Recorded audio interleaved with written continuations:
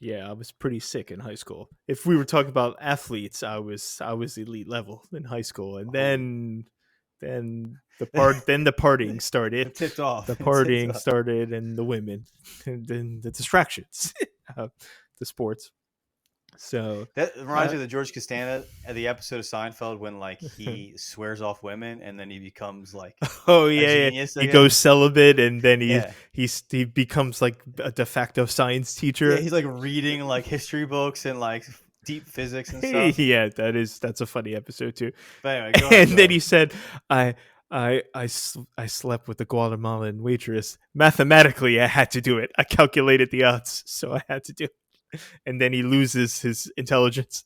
Yeah, he's um, like, yeah, don't they have a bet? Isn't it that the episode when they're all no, betting? no, that's a Oh, different it's a different episode. episode. And then Okay. Elaine is the reverse because Jerry tells her, "You're like for women, you got like you need the physical release because we talked about this before. Yeah, Women enjoy it quite more significantly than I believe that. yeah. Yes.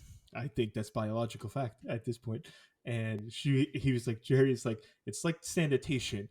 The trash bags are filling up in your head, and no one is taking out the garbage. So Elaine is George becomes a genius, and then Yeah, Elaine becomes stupid. Yeah, they switch roles. yeah, Yeah. yeah. And then at the end of the episode, it goes back to normal.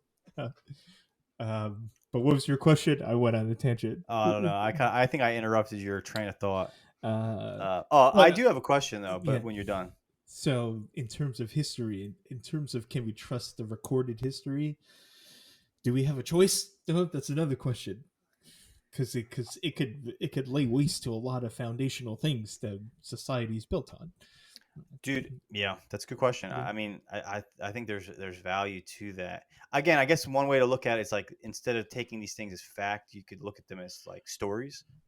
I like that. Like there's value in a story. We can watch Game of Thrones as complete fictional, but you could learn like an actual lesson that you could apply to the real world from it, Mm-hmm. whether it's Mm-hmm. true or not. Like it's a complete fictitious story, and maybe that's how we should kind of look at history, where it's like, all right, trust it to a degree, but also like leave a lot of room for like think of it as maybe like what parable, what can I learn from this tale